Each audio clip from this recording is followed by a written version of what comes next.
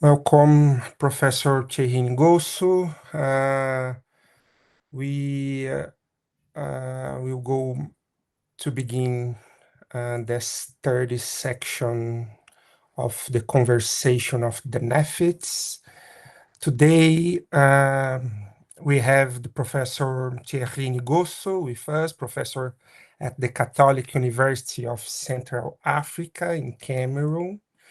And the title of the presentation is Sustaining Development of or Developing Sustainability, Conceptual Assessment and Ethical Implication of the Notion of Sustainable Development in Africa. Okay, Professor Ngosso, welcome. Let's go.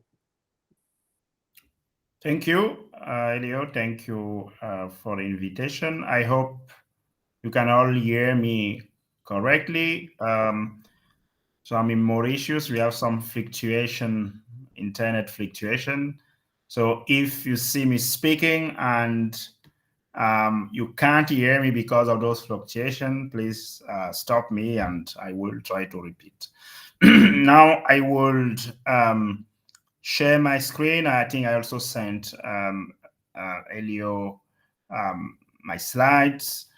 I will try to read the speech that I prepared for each slide so that I can go slowly and we can be able to hear and understand each of them. So let me try to see if I can share that. Where is it? Let's see here. No, yeah.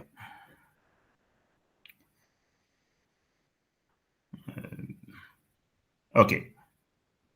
Good. Good. Can you see? Can you see? Yeah, we do.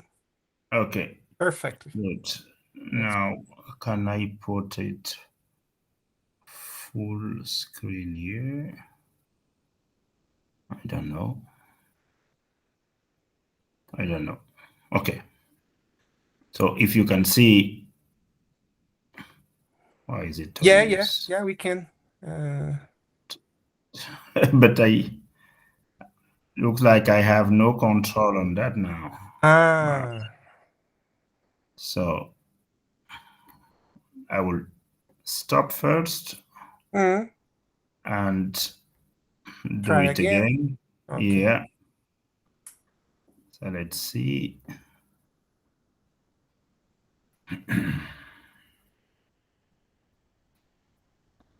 Oh, okay. This is really weird. I see now. Okay. Now you see? Yeah. Do you see the first page? Yeah, the front page. Okay. Excellent. Good. Okay.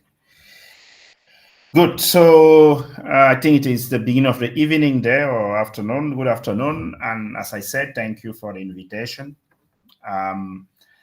As Elio said, my talk and discussion with you today will focus on sustaining development or developing sustainability, reconceptualizing sustainable development and its ethical implications.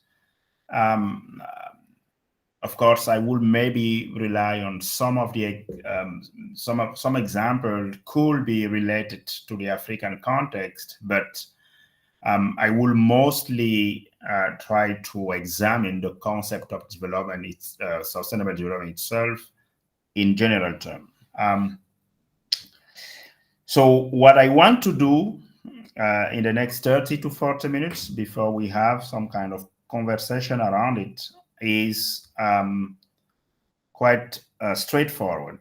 I want to slow down a phrase or concept that we use all the time today, that notion of sustainable development, and ask what it really means, especially in African context, but this can be expanded beyond Africa, and the context that are both highly vulnerable to ecological crisis and still fighting basic struggles for justice and dignity.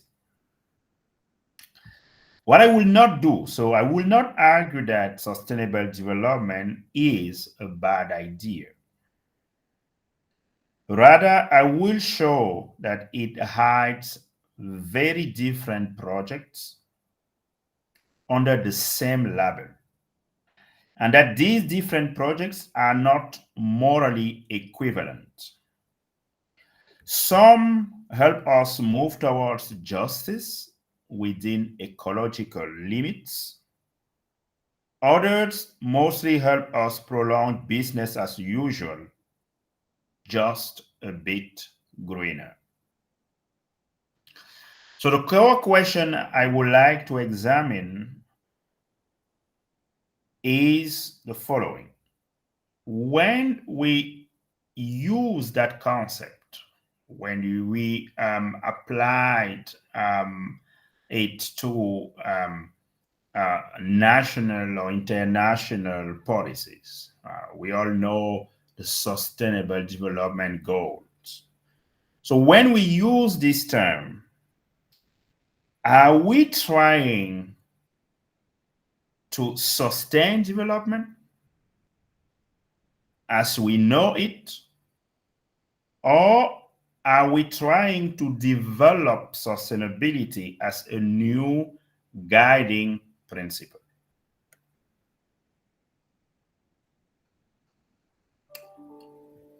So here is how I will try to let's say develop this argument, or try to understand and encapsulate what this concept means. First, in the introduction, I will explain why we should care about sustainable development at all, and how the very idea of development itself has gone through three big mutations. Second, I will present 4 different ways of understanding sustainable development. And I group those 4 ways of understanding sustainable development under 2 headings. One is what I call sustaining development, so sustainable development as sustaining development. And the other is sustainable development as developing sustainability. Third, I will look more closely at the 2 versions of sustaining development and their ethical implications. So under the heading of sustaining development, there are also 2 interpretations there. After that, I will do the same for the 2 versions or 2 interpretations of developing sustainability.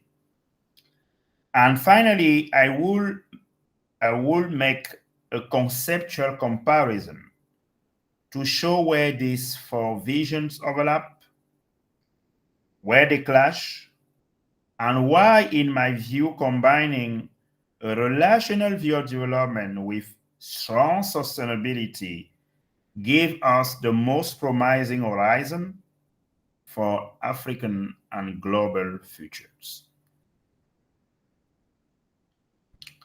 So first, why should we care about sustainable development?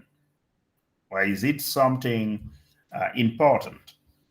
I think that we should care about sustainable development because our lives, as well as those of future generations, directly depend on how we connect development with sustainability. Climate disruption, biodiversity loss, and pollution are no longer just abstract environmental problems. They are already affecting livelihoods, health system, and political stability, especially in vulnerable regions of the global south. For many African communities, this is not a distant future issue, but a current reality. Droughts, floods, deforestation, and extractive projects weaken agriculture, displace people, and damage already fragile infrastructure for health, education, and democratic participation. Therefore, discussing sustainable development is about whether these societies that are already vulnerable will have any meaningful future where basic needs, ecological health, and political dignity can all be protected.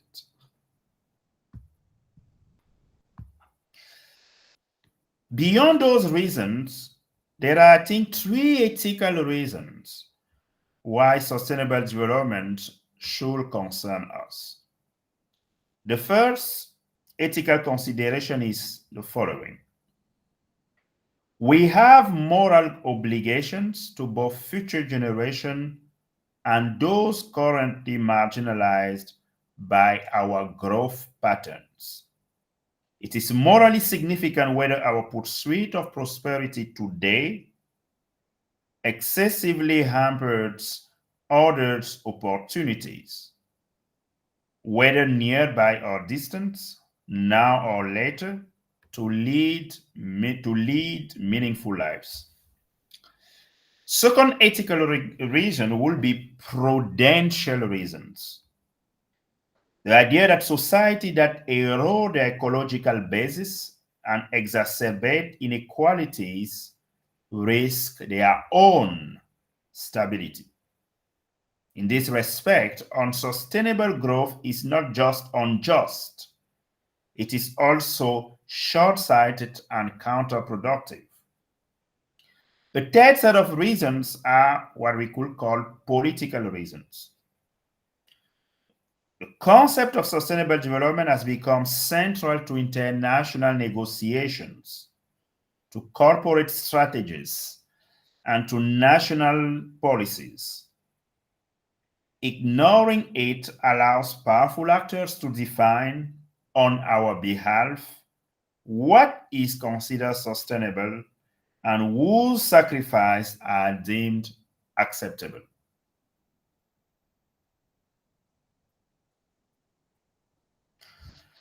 So,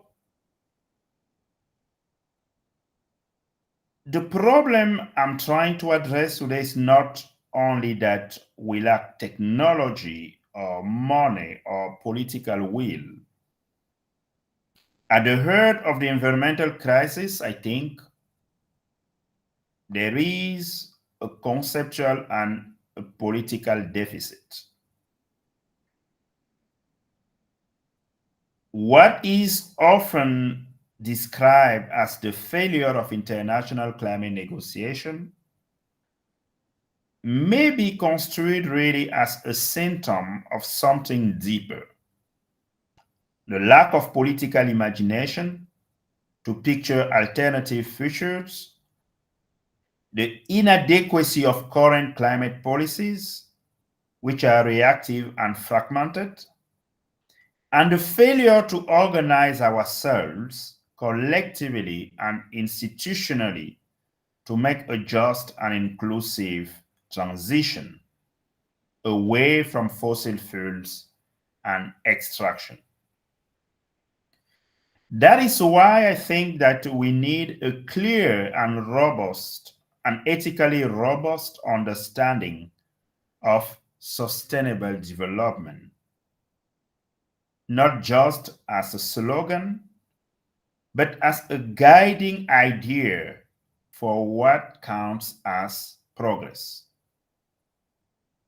Which leads me to the main question I would like to address.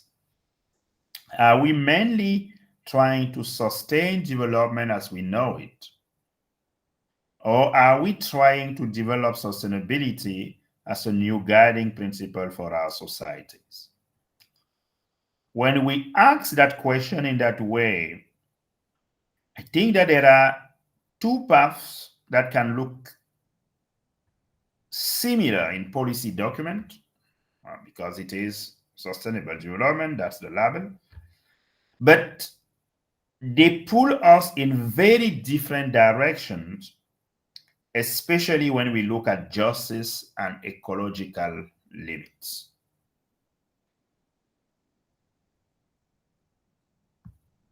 So before addressing this concept, I think it is important to remind ourselves of what I call the three mutations of the concept of development.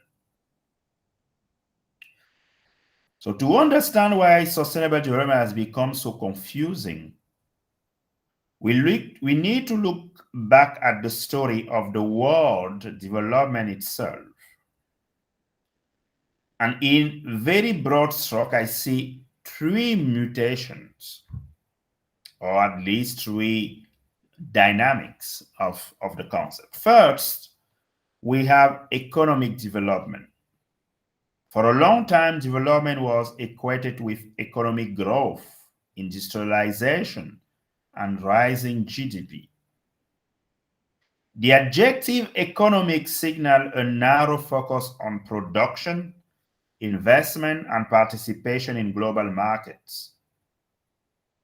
Questions about who benefits, who is left behind, or how this affects ecosystem were largely ignored. Nature was treated as an almost limitless resource.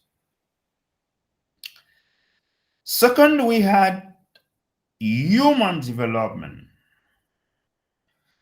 This approach of development emerged as a reaction to the limits of economic development. Here, development is redefined in terms of people's abilities, well-beings, and freedoms.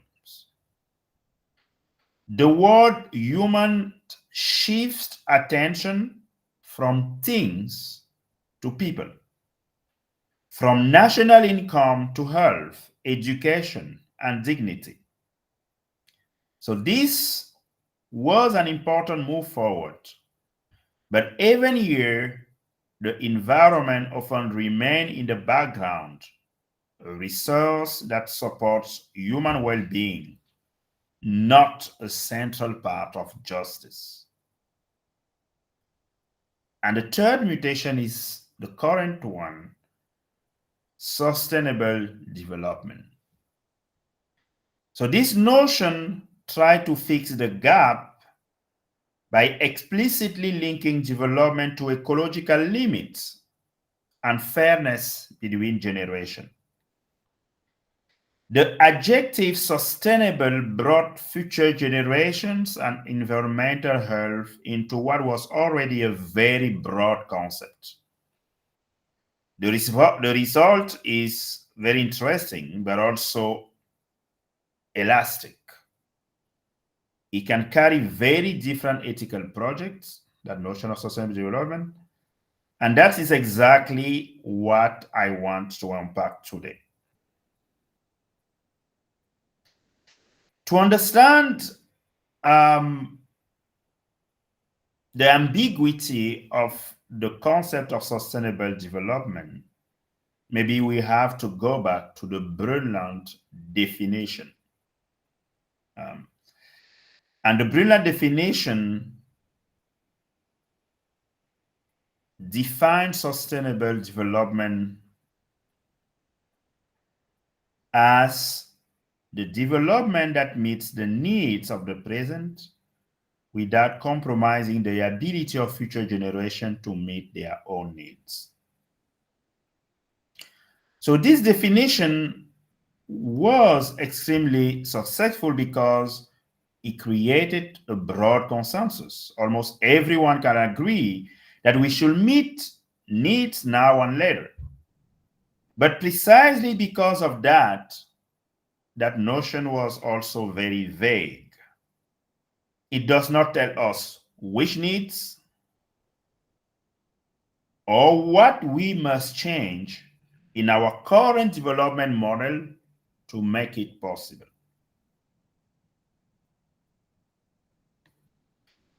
More recently, the United Nations Special Rapporteur on the Right to Development, Surya Deva, has tried to renew this idea by talking about development in terms of three elements: the right to participate in, contribute to, and enjoy development, and four facets: economic, social, cultural, and political.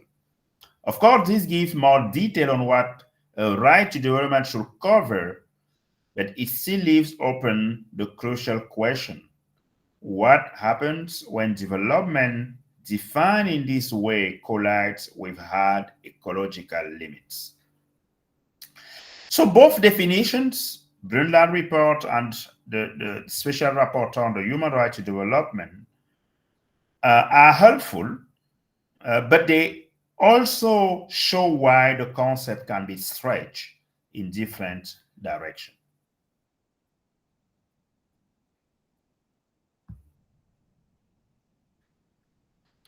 Why? Because when we look at those definitions, it presents a concept of sustainable development that is normatively underspecified.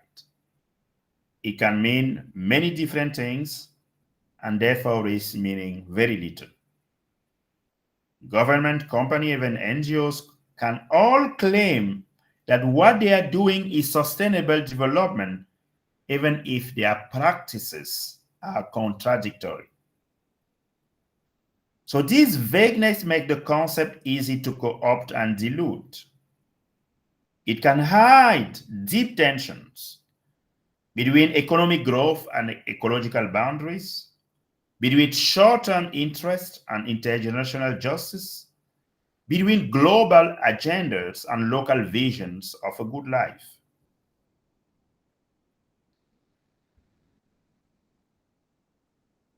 So my goal here is not therefore to abandon the term, but to clarify it. So if we can distinguish different interpretations of sustainable development, maybe we will also be able to see more clearly which one genuinely support justice within ecological limits and which one mostly help us greenwash the status quo.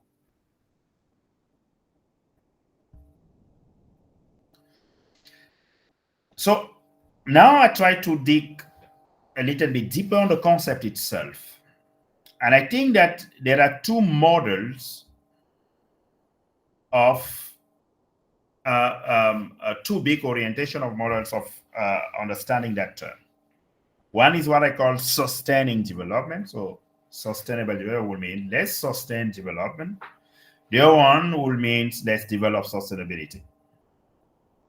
So the first important distinction I propose is between those two.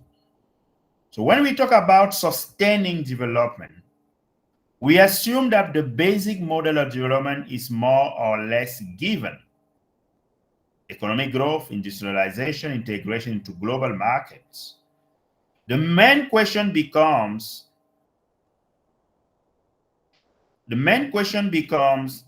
how can we make this model cleaner, more efficient, or more inclusive so that that model can continue, can persist. And this usually will lead to technocratic fixes and market-based tools, carbon markets, offsets, efficiency improvements, without challenging the underlying logic of development. When we talk about developing sustainability, the center of gravity shifts. The question becomes, what exactly should be sustained? Maybe not high consumption or extractivism, but ecological integrity or social justice or different ways of living well. So here, sustainability is not just an adjective attached to development, it becomes a normative principle that forces us to rethink what development itself should be. So when we look at how things are going on today, both discourses exist out there. They often use the same words, but they do not push in the same direction.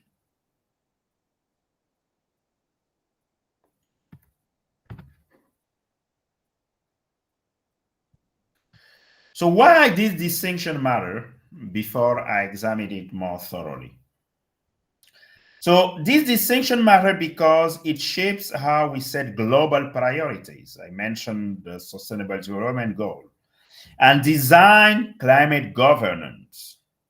If we focus on sustainable development, we will mainly try to minimize harm while keeping the current economic model intact.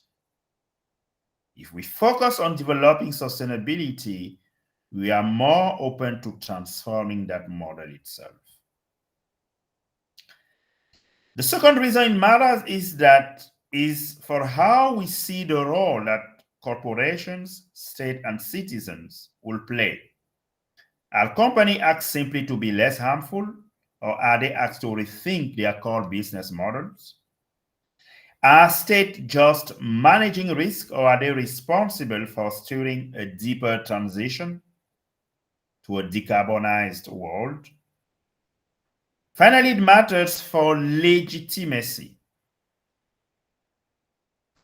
For example, in African context, especially, where we need to ask whether the policies and projects sold to those communities under the label of sustainable development really promote justice within ecological limits, or whether they simply stabilize existing inequalities at a slighter, greener level. So the distinction between sustaining development and developing sustainability help us to ask those questions more clearly. I now try to present and address the four conceptions of sustainable development under these two labels.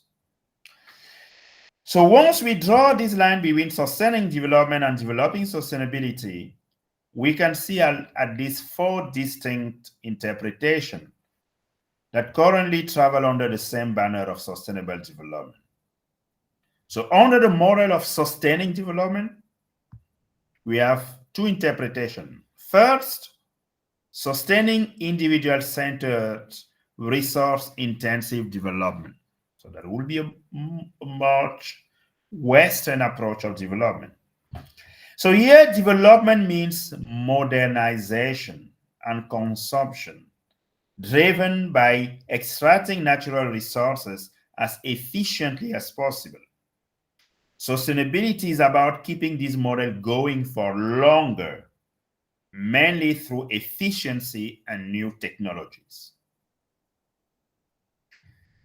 The second approach under this label is sustaining relational dignity-based development that will be close to an African conception of development, for example.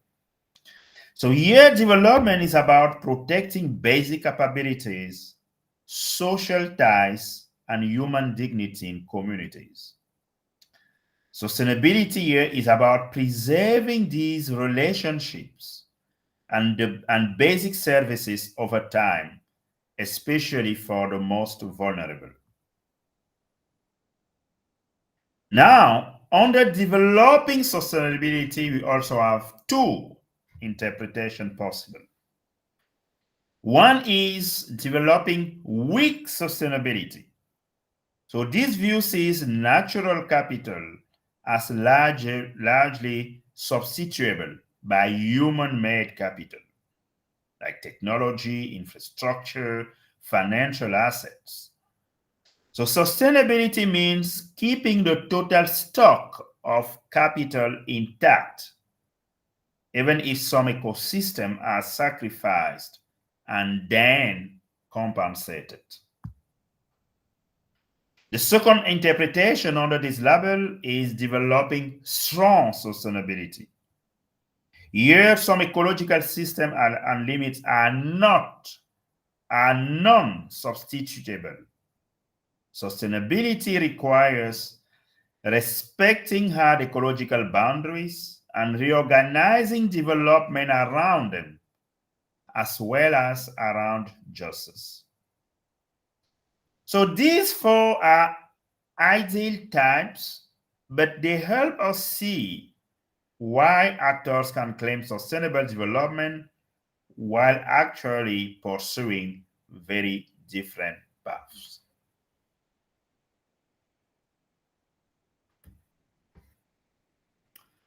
So let me start with sustaining development and look closely at the third sphere under that label. So I would try to compare A1 that you can see here with A2 along 5 dimensions. One is what I call their core logic. Second, their philosophical foundation. Third, their ethical implications. Fourth, their ethical limits, and their policy direction. First, sustaining development 1 versus sustaining development 2. So here you can see a basic contrast. A1, meaning sustainable development with a conception of development that is individualistic centered. A1 is the familiar story of development as modernization and high consumption fueled by resource extraction. So we can say that's the model we are still used to. And sustainability here means let's make this growth more efficient so that it can last longer. A2 shifts the focus to people dignity, relationship, and basic capabilities. So I've already said that. So let me go to the first metric of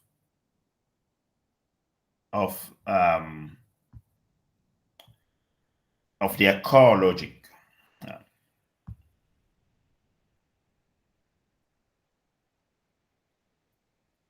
So AI follow a logic of modernization and catch-up. Development means moving towards a high consumption industrial model. Here, nature is seen instrumentally as a stock of resources.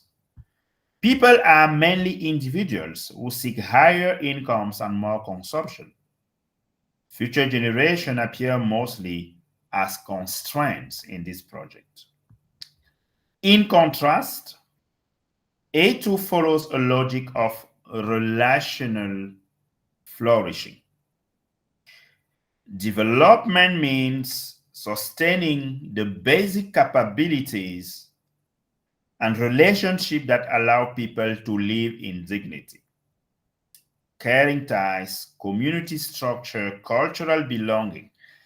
Here, persons are understood as embedded in networks, families, communities, ecosystems, and future communities are part of the moral we. So even before we talk about policy, we already have 2 different pictures of what a good life and a good society will look like under these 2 logics. Now they have philosophical foundation. Philosophically, A1 is rooted in liberal individualism and classical development economics. It often relies on utilitarian aggregation, maximize total output or welfare, and on a technocratic belief that experts can manage trade-off from above. Society is imagined as a collection of individuals and firms coordinated by markets and states. In contrast, A2 draws more on a relational and communitarian philosophies, including African ideas similar to Ubuntu. I could say more during the question about it if you haven't heard about this concept. And on the capabilities approach in development ethics. Here, knowledge is not only produced by experts, it also comes from dialogue and participation. Society is seen as a web of relationships in which individuals, communities, and even ecosystems co-constitute each other. This shift matters because it affects which harms we notice and which voice we treat as legitimate. What are the ethical implications of those two interpretations of sustaining development? Ethically, A1 tends to prioritize economic efficiency and growth, even when this produces serious social and ecological externalities. Inequalities are tolerated as long as the total pie grows. Communities may be treated as labor pools or markets to be managed. Future generation appears mainly in a risk scenario. How do we keep the model running without collapse? In contrast, A2 reverses the order of priority. It puts dignity, inclusion, and basic capability first, and growth second. It asks very concrete questions: whose lives are made precarious by our development choices? What non-economic harms, like loss of culture, belonging, or place, are we creating? And intergenerationally, it emphasizes moral continuity. What kinds of relationship and institution do we pass on? So the two models generate quite different ethical conversation, even if both speak the language of development and sustainability. Now there are economic limits.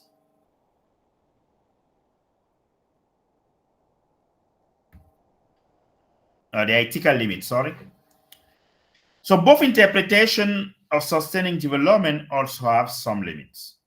A1 is clearly ecologically unsustainable at a planetary scale and is structurally unjust.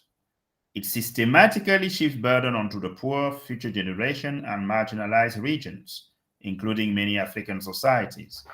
It reduces well-being to consumption metrics and locks us into infrastructures like fossil fuels that are hard to reverse.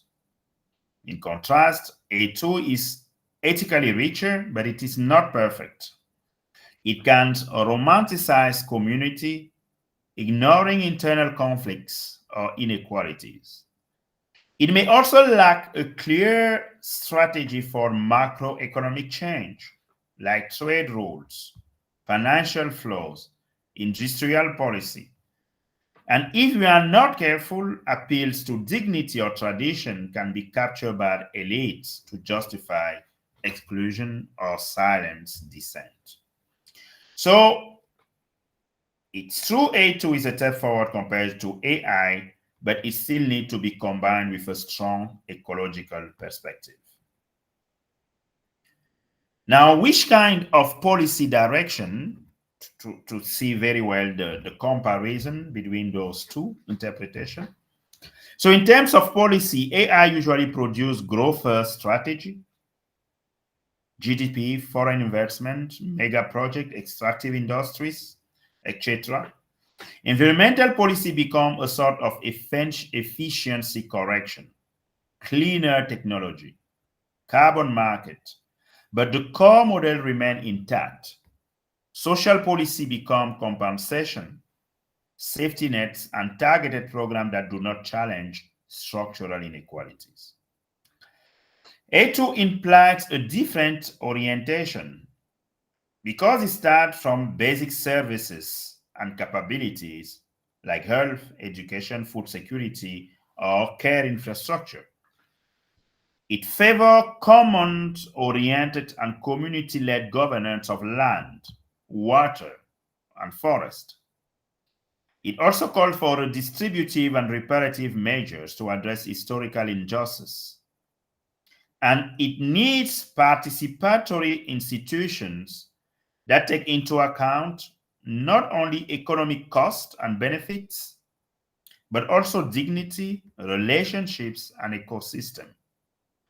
So even within the sustaining development family, we already see that there are two different policies outcomes. Now let's go to developing sustainability.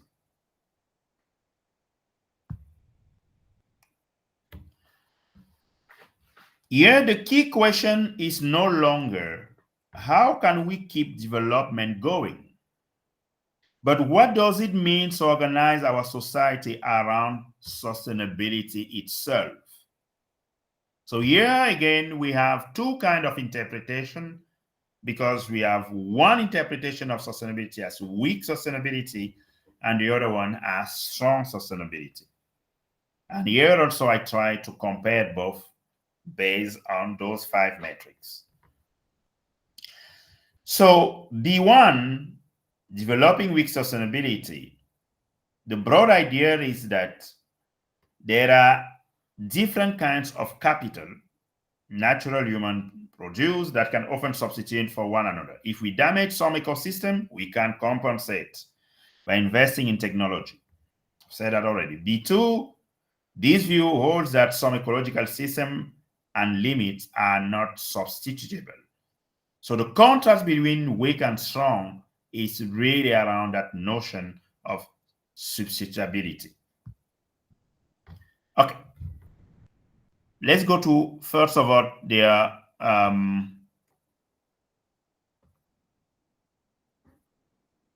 philosophical logic or core orientation. So in terms of core logic, D1 relies on substitutability. As I said, nature is treated as a factor of production whose loss can in principle be offset by more human-made capital. So here the main concern is the aggregate stock of capital. Trade-offs over time and space are acceptable if this stock is maintained. B2 rely on non-substitutability. It insists that some ecological cycle cannot be crossed without irreversible harm. So nature here is not just a resource, it is a life support system, and sometimes a rights-bearing entity. Here, time is governed by precaution. We do not freely trade off present benefits against unknown future risks when critical systems are at stake. So these two logics lead to very different answers when we ask whether a project, for example, a mine, a dam, or a pipeline, is sustainable.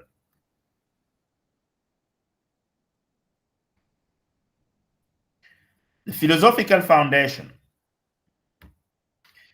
So for B1, philosophically, it is rooted in neoclassical and welfare economics. It assumes that very different values, ecosystem, health, culture, can be translated into a common metric, usually money. This is closely tied to an anthropocentric view. Only human welfare ultimately counts. Nature has value because of what it does for us. B2, by contrast, draws on ecological economics, environmental ethics, and resilience thinking.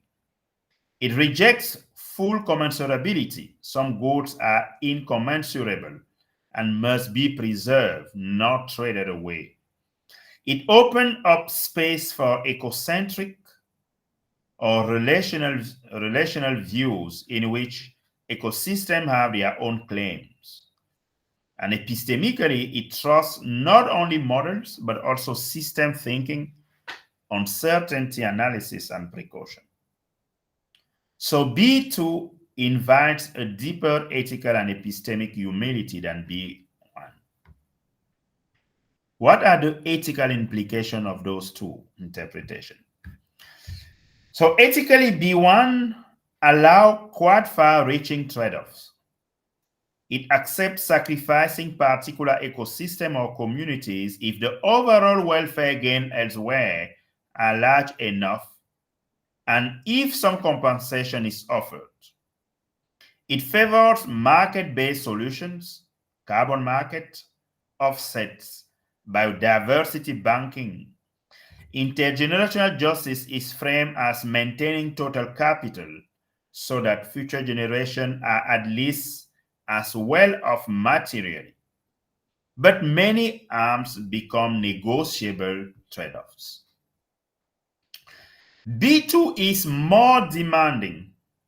It emphasizes duties not to cross ecological limits, even if short-term benefits are large. It highlights responsibility toward vulnerable communities and species whose losses cannot be compensated.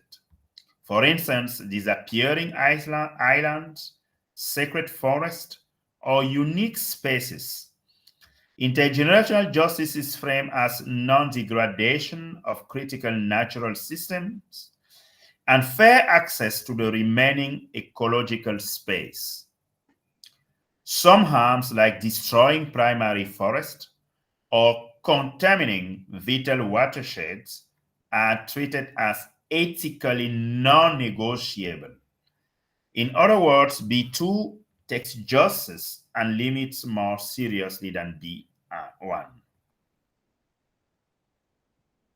What about the ethical limits of these two approaches? So, B1 tends to underestimate irreversible damage and systemic risk. It can legitimize sacrifice zones, where some community or ecosystem bear disproportionate burdens. It often reduces deep losses of identity, place, or culture to financial compensation. Under condition of deep uncertainty, this is ethically fragile.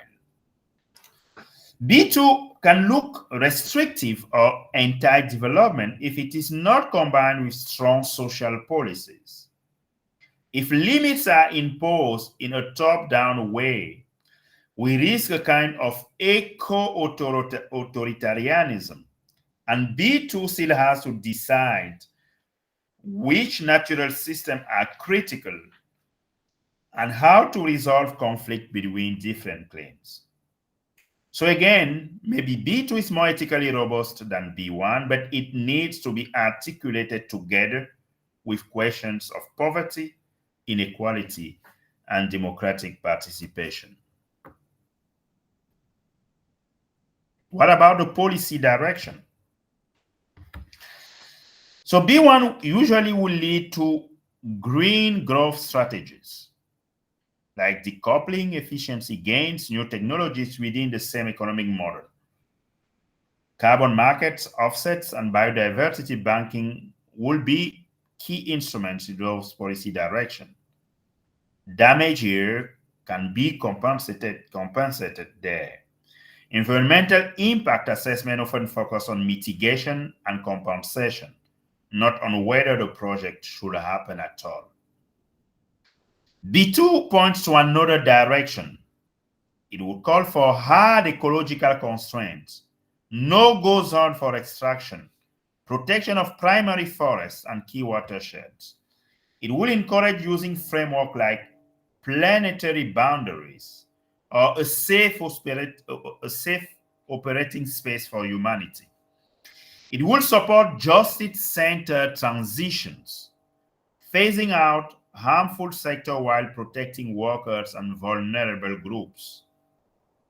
Yet, policy may include rights of nature, strong environmental laws, community stewardship, and redistribution of power over land and resources. Metrics will therefore shift from GDP and aggregate capital to ecological indicators, resilience, and justice-sensitive well-being. So this is much closer to what many African movements demand when they call for climate justice rather than just climate policy. Let me now quickly compare these four ways of thinking about development and sustainability. So at this point, I think we can step back and see the full picture. We have, let's think about two axes, one for justice, from individual consumption center view to relational dignity center ones, and one for ecology, from weak substitutable limits to strong not substitutable limits. So this gives us A1 sits in the corner of individualism and weak ecology. It wants us to prolong resource-intensive development. A2 moves us towards relational justice but still has a relatively soft ecological stance. B1 pay attention to future generation but keep the weak substitutability idea. Ecosystem can be trade-off if we compensate. And B2 pushes us firmly towards some ecological limits and a thicker idea of justice. So seeing them together help us understand why sustainable can be used both to justify new oil projects and to defend radical ecological protection. So we are not talking about the same thing, even if we use the same word. Where do these four interpretations overlap and clash? A1 and B1 form what we could call the grain growth family. They are comfortable with efficiency, markets, and compensation, and they keep most existing power structure intact. A2 and B2 form a justice and strong sustainability family. They care about vulnerable people and about long-term ecological integrity. Mixed combination of these create tensions. For example, A2 with B1 wants dignity and strong community, but still accepts sacrifice zones, as long as there is compensation. A1 with B2 accepts hard ecological limits, but can tolerate huge inequalities so long as some individuals enjoy high consumptions within these limits. So this shows that not every talk of sustainable development points toward the same moral horizon. So let me make a final conceptual claim. So if A1 and B1 represent a morally exhausted model of green growth, that is both unjust and ecologically fragile. The real horizon of moral sustainability lies in combining A2 and B2.